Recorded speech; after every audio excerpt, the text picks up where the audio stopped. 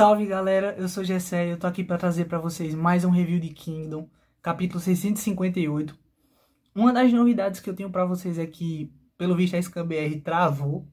São os caras do grupo do Face que estão providenciando as traduções. A própria Manga Livre já colocou, e eu nem sei se está dando crédito aos caras, mas sites como a Union Mangá já postaram um capítulo intitulado Esteja Preparado, capítulo 658.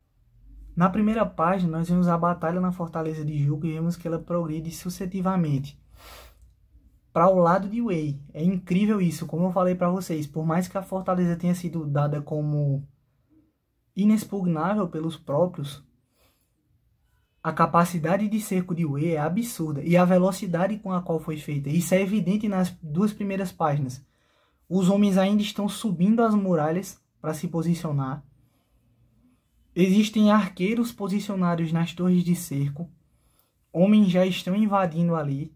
A cavalaria já está se preparando para quando o portão for aberto. E o engraçado é que não são torres de cerco absurdamente grandes como as mostradas na coalizão. Aquelas enormes. Claro, as muralhas não são tão altas, mesmo para Juko. Elas são torres mais leves e os homens de Shu, eles tentam atirar arpões com cordas para puxarem ela ao chão, no caso. Mas eles percebem que, enquanto eles puxam de um lado, vamos supor, o lado direito da torre de Wei, do lado esquerdo existem homens de Wei lá embaixo puxando para o lado deles. Então, é nulo. Isso é totalmente anulado. Essa tentativa dos soldados de Shu, e as tropas de Wei continuam a subir. O próprio Embi, que é um comandante de cavalaria que está esperando os portões serem abertos, ele fala que essas torres leves do Goromei, elas possuem mecanismos bem legais para cercos. É uma página dupla lindo, a segunda página. E percebam, galera, o quão os soldados de Juko estão nervosos e apreensivos. Cada vez mais eles se mostram mais inquietos e desesperados para defender a fortaleza, que pelo visto está pendendo para Wei. Tudo isso que eu falei para vocês dessa batalha de Juko e o desenrolar dela se passa nas 6 primeiras páginas desse capítulo. Eu basicamente resumi todas. Na 7ª página nós mudamos. Temos um corte e vamos agora para as planícies de Getushi, onde está ocorrendo a batalha entre Wei Qin versus Shu. E vimos o avanço do Tou para o QG de Shu, onde está o Jukuo. E vimos o quão frenético está e o Tou não pode ser parado. Até que uma flecha quase pega no... Mano, eu gelei nessa hora, mas eu nunca duvidei do Tou. Eu gelei pela capacidade do filho da puta. Ele, velho, o tal do arqueiro é um bicho muito miserável. O Hakurei atira uma flecha, na qual o Tou consegue se desviar, mas quase pega no rosto dele. E o engraçado é que penetra um próprio homem de Juko, um próprio soldado de Shu ali. Na cabeça dele, inclusive. E o Tou fala algo bem legal, que tem até um easter egg, que eu vou falar pra vocês. Ele fala, se você sabe de onde as flechas vêm, elas nunca te acertarão. Basicamente é isso. Isso é uma fala que lembram na coalizão, quando estamos no fronte do Mobu e do Tou contra o exército de Shu, e o Tou está enfrentando a primeira leva. Os primeiros a chegar para enfrentar o general da primeira leva de Shu, que é o Rinbun-kun, é o Rokuomi e o Rinbou. E o Hakurei acerta uma flecha no Rinbou para equilibrar o duelo. E enquanto o Rokuomi está enfrentando o Rinbun-kun, o Hakurei também tenta acertar o mesmo. E Rokuomi se esquiva das flechas que o mesmo lança. E ele alega basicamente a mesma coisa. Enquanto eu souber de onde está vindo ou que estou sendo mirado, este Rokuomi aqui nunca será atingido. E Rokuomi fica duelando com o Rinbun-kun, mesmo ele apanhando, como a gente está vendo aqui nesse arco, só que com o Sentou 1, ele consegue se desviar das flechas do Hakurei enquanto está enfrentando o cara. A mesma coisa eu Tou mostra aqui. Então, se o Rokuomi não era atingido pelo Hakurei, sabendo que estava sendo mirado, tampouco será o Tou. Agora vemos o soldado de Hakurei falando que ele desviou, e o Hakurei falando que então ele sabe onde eu estou. O soldado fala que devemos ir atrás deles, e Hakurei fala que não há tempo para isso, pois Koyoku já está atrás deles. A gente vê isso na próxima página, na página 8. Koyoku chega com as tropas dele na retaguarda do exército Tou. E percebam uma coisa, galera, o que eu falei para vocês nos últimos reviews. Isso foi bem plausível, porque o Koyoku ele estava apenas contra soldados de Shu e Qin. Não, de Qin e Wei. Então não iam parar ele. Por isso ele conseguiu se libertar logo e ir atrás do Tou. Agora temos o seguinte, o Koyoku, mais uma vez com ar de sarcasmo, falando que eles ainda não terminaram o duelo. E o Tou fala para o soldado deles esperar, porque Ranbihako está atrás dele. Ranbihako desfere uma tabocada muito foda no Koyoku. O Berserker Furioso de Wei, mais uma vez aí fica perceptível qual é a missão deles. É simplesmente, a missão desse cara é fazer com que a ofensiva de Qin dê certo. E com ele parando o Koyoku, o Tou tá livre para ir pro QG deles. Que é justamente o que o Tou faz. Ele segue em frente, já que não tem ninguém para parar ele. Agora vamos pro QG do Jukuo, onde ele é notificado pelos seus soldados de que tem forças vindo até eles. Tou tá vindo até eles. E fala para um dos soldados, aconselha que eles recuem e que mandem um sinal para Manu vir até eles. E o Jukuo fala que eles vão recuar. O Jukuo fala que eles vão recuar imediatamente e que eles têm que voltar para o castelo, porque é a única opção deles.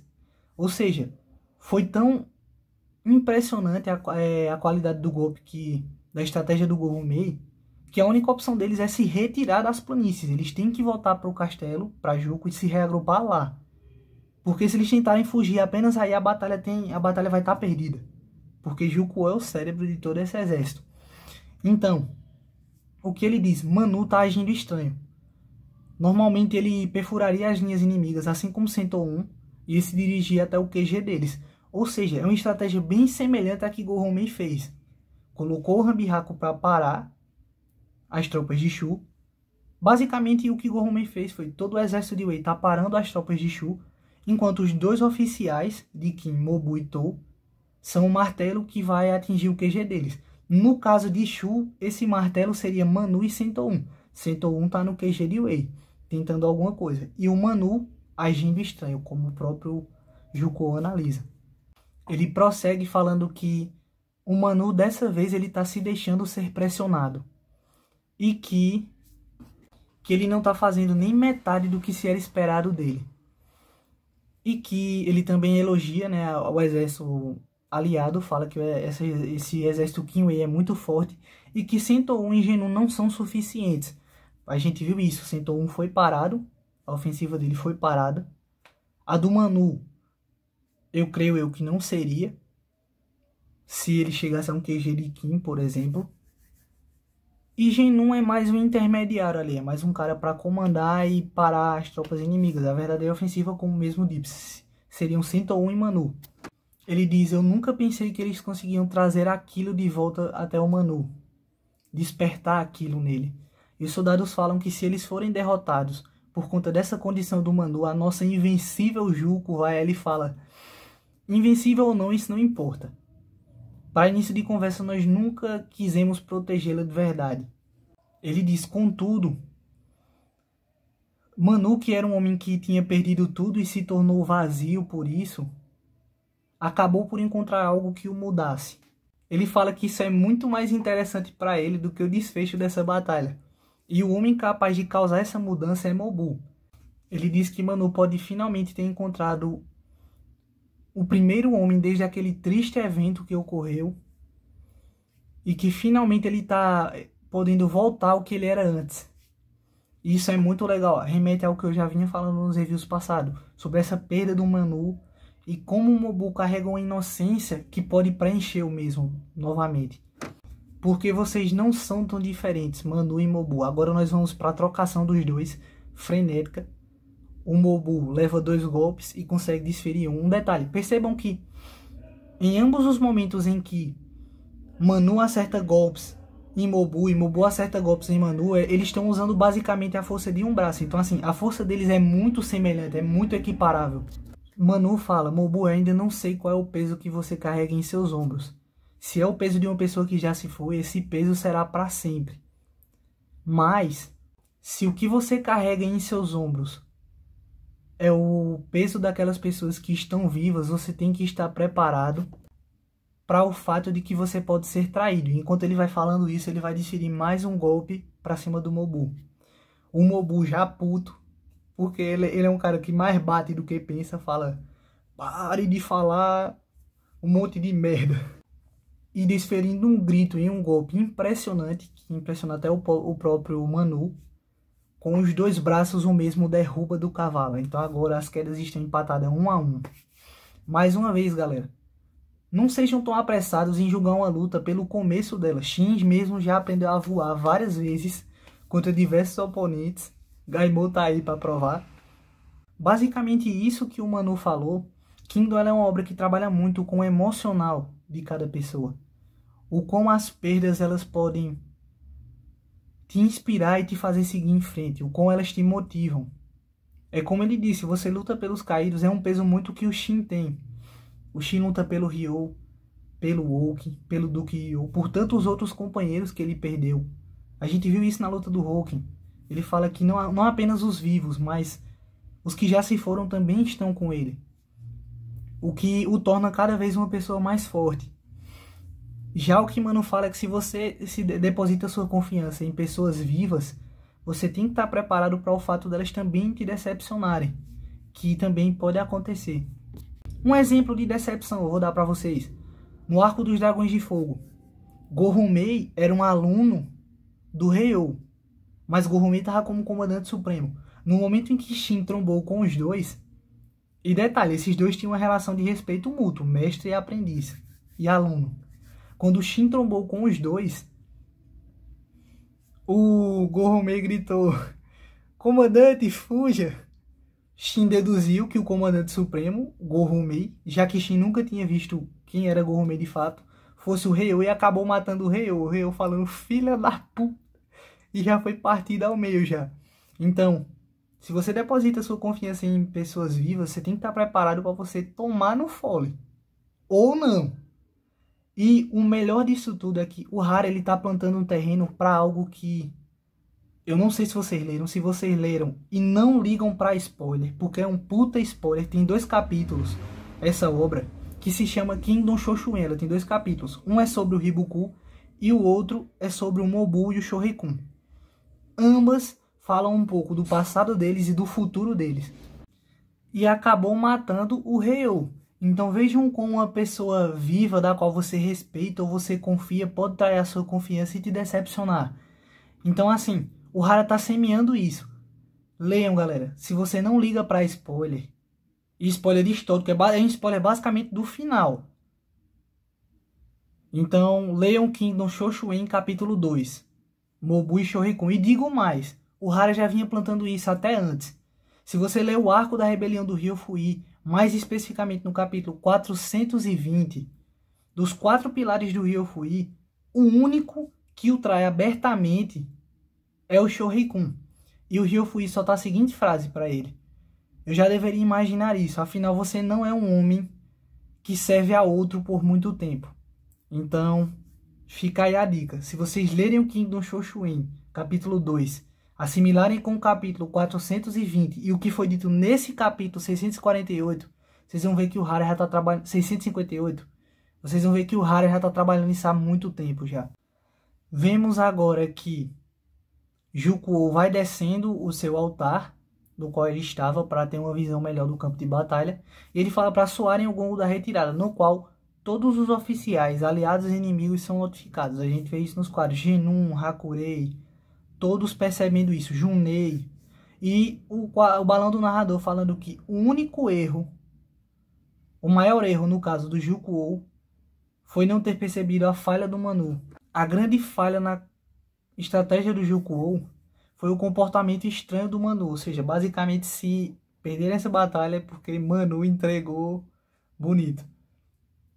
Mas eu não culpo o cara, afinal era um cara vazio. Mas numa visão de Shu, assim, a gente culpa mesmo. A culpa foi do cara. Diz, contudo, ele não percebeu. Contudo, ele cometeu mais um erro de cálculo. E isso foi porque Gorumei deixou o ataque principal através da poderosa ofensiva de Tou. Quando o Jukou sobe no cavalo, ele já percebe que os caras do lado dele já foram fatuados no Faru e o Tou tá do lado dele. Galera, que foda. O carinha do grupo até comentou, o mano do grupo, esse foi um dos poucos capítulos em que o Hara deixou aquela sensação de assim, não aniquilou, não matou o oficial inimigo logo no final do capítulo. O que me leva a crer duas hipóteses. Ou o Jukou vai morrer, se não tiver ninguém aí, é claro que ele vai morrer, ele não vai fazer mais nada, ele vai morrer sem ter mostrado grandes coisas, mesmo sendo o sábio de Juko. Ou ele pode sair vivo. E como seria isso? Uma flecha do Hakurei para ganhar um curto espaço e chegando um Genun aí. Se chegar um Genun, pode ser que ecloda um duelo entre Tou e Genun. Mas, claro que o Tou não vai perder. Mesmo o Genun sendo foda, eu não creio que o Tou vai perder pro Genun. Então, assim, ou Jukuo morre, ou quem chegar para salvar o Jukuo vai ficar no lugar dele. Mas Tou vai levar alguém daí, isso é fato. A expectativa vai a 1000. Juko tá cedendo aos poucos para o ataque de Wei lá. Mas é como eu digo, galera, essa batalha tem e pode ter potencial para se tornar muito mais grandiosa e muito mais foda do que já tá. Então, fiquem de olho no que a Karen vem falando desde os 650. Vão relendo e relendo o capítulo. A gente pode ter mais na frente flashback do Manu.